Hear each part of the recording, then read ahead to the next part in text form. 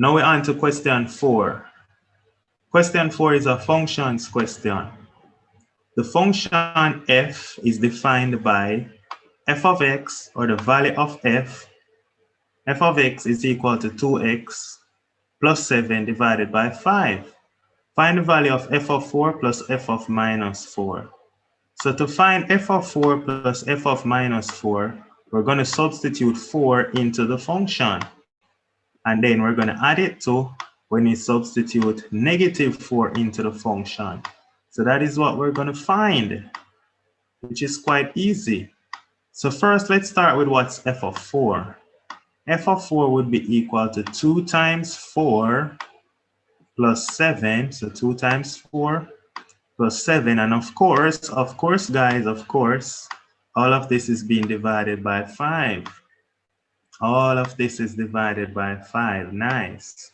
Plus, when we substitute negative 4, now we're getting 2 times negative 4, and we're adding that to 7, of course. Come on, man, guys, this is so nice. And then we divide it by 5. All right, so this would be f of 4. We replace x with 4 to get f of 4. Let me underline it in blue. This is f of 4. This is f of 4. Underline in black. This is f of minus 4. This is f of minus 4. So when you continue, what you're getting is 2 times 4 is 8. 8 plus 7 is 15. 15 over 3 is 15 divided by 3. 15 divided by 5 is 3. Plus, that's going to be 2 times negative 4 is negative 8. Negative 8 plus 7 is negative 1. So it's plus negative 1 over 5. And so we simplify this. And this is going to be 14 over 15. Soft. And that's part A of this functions question. Functions is so nice and easy. Look at that, so easy. Now let's go ahead and do this now. It says, calculate the value of x. Calculate the value of x for which f of x equal 9. Calculate the value of x for which f of x equal 9. So remember, what is f of x? F of x is 2x plus 7 over 5. So we're going to set 2x plus 7 over 5 equal to 9, and we're solving for x.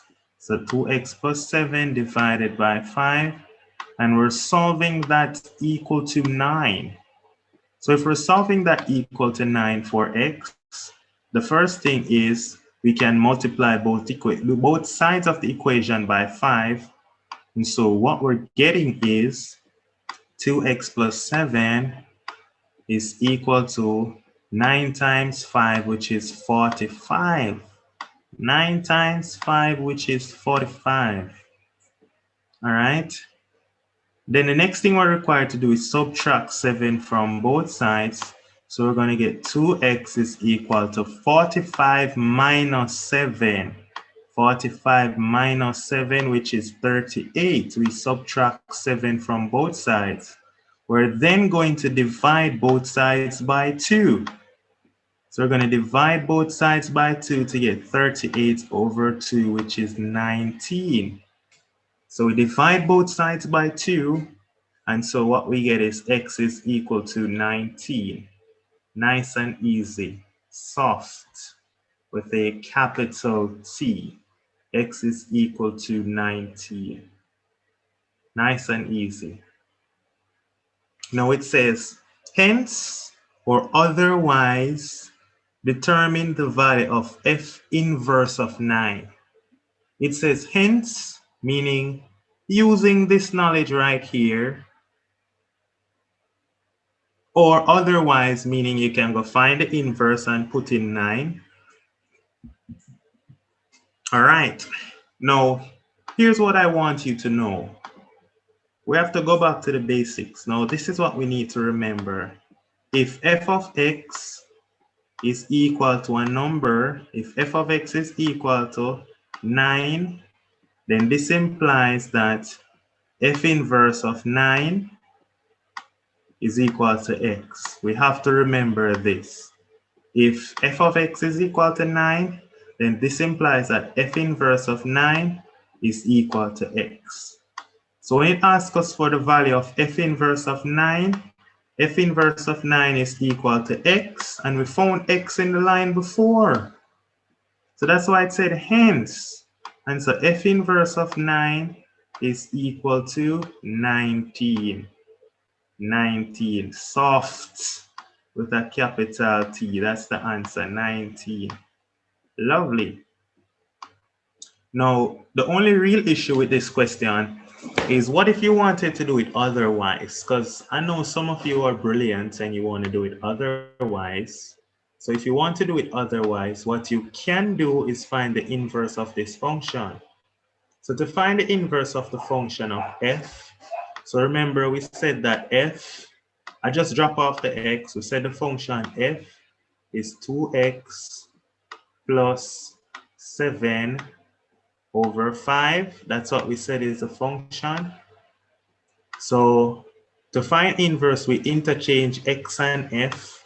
So we get x is equal to 2f inverse.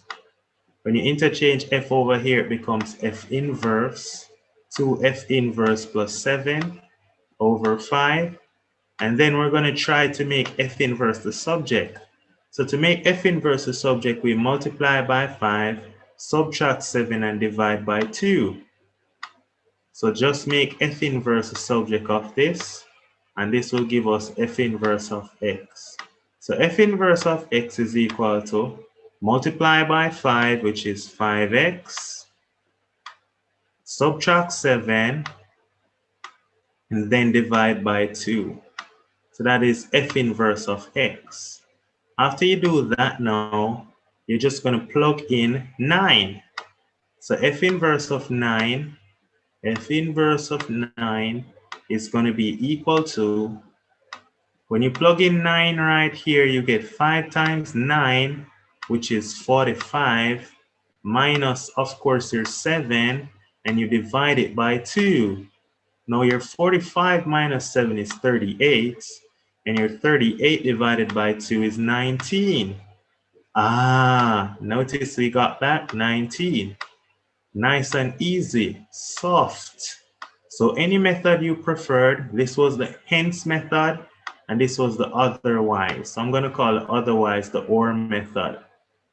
So either of your choice, you could do it. You can do it, just like Nike. Easy, soft. That's that question. Let's continue. So we're at part B of question 4, and it says the graph below shows 2 straight lines. The graph below shows 2 straight lines. The 2 straight lines are L1 and L2. It says L1 intercepts the X and Y axis at 4, 0 and 0, 2. Clearly we can see that on the graph, L1 and L2, because we see that L1, we know where L1 cuts the Y and we know where it cuts the X. So it's not giving us any new information. Then it says determine the equation of the line of L1. Now to find the equation of the line of L1, here's L1 guys, here's L1. I'm just gonna tap it in red. This is L1, this is the line L1 in red. This line right here. This line right here is L1. So to find the equation of L1, we need to find the gradient of L1 first. And after we find the gradient of L1, then we know where it cuts the y-axis already, which is 2. So let's go ahead and find the gradient of L1. Now it already told us 2 points on L1. It told us that 2 points on L1 are 4, 0 and 0, 2. And so the gradient of the line L1, the gradient of the line L1 is equal to y2 minus y1. I like to call it yb minus ya. Some people say y2 minus y1. I like to use a and b. So yb minus ya over xb minus xa is the same as saying y2 minus y1 over x2 minus x1. So we had the point 4, 0 and 0, 2. Now for the point 4, 0, remember these are the 4, 0. So the y is 0, right? And the x is 4. Minus y1 now the point is, next point right here is 0, 2. So we're subtracting 2, and then we're subtracting 0 here.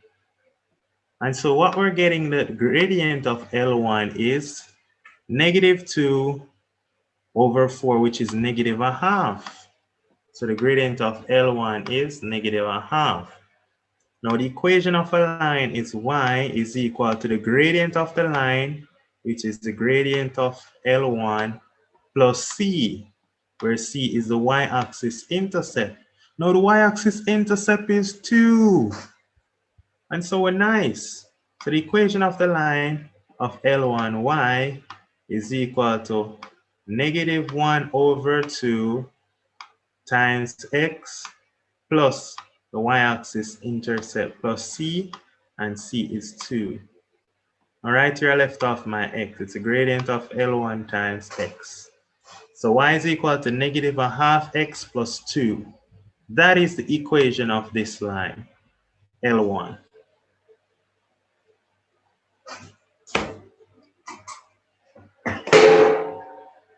So this question is very easy. As we would say, soft with a capital T.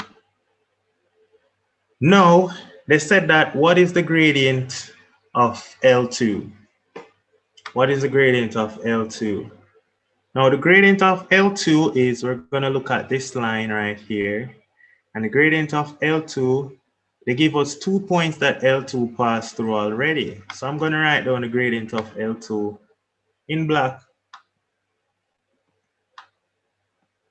So the gradient of L2 is y2, which is negative 3, minus y1, which is 0, over x2, 0, minus x1, which is minus 1.5. Now, as we can clearly see, the gradient of L2 will be negative 3 over negative 1.5, which is positive 2. Positive 2. Positive 2. So, what is the gradient of L2? The gradient of L2, the gradient of the line L2 is equal to positive 2. You can write it all out in words if you want. Then they said, given, oh, we didn't even need to work it out. It says, given that L1 and L2 are perpendicular. Oh gosh, we didn't need to work it out. Because what do we know? We know that perpendicular lines, L1 is perpendicular to L2. And if L1 is perpendicular to L2, then what they're telling us is that the gradient of L1 times the gradient of L2 is equal to negative 1. All right, when two lines are perpendicular, the product of their gradient is negative 1. So you could have used this to solve for the gradient of L2. So this is an OR method. Let's use this, OR. This sign that I put here means perpendicular. 90-degree angle means perpendicular. So we already knew the gradient of L1, which is negative a half. So negative a half times the gradient of L2. Gradient of the line L2 is negative 1. And so we divide both sides by negative a half. So negative 1 divided by negative a half will give you the gradient of L2. And so the gradient of L2 is negative 1 over negative a half. And that is going to give you positive 2. So this is just an OR method, how you could use Used because they said given that L1 is perpendicular to L2. So this topic falls on the coordinate geometry, and this is very easy. Soft, too soft, easy, nice.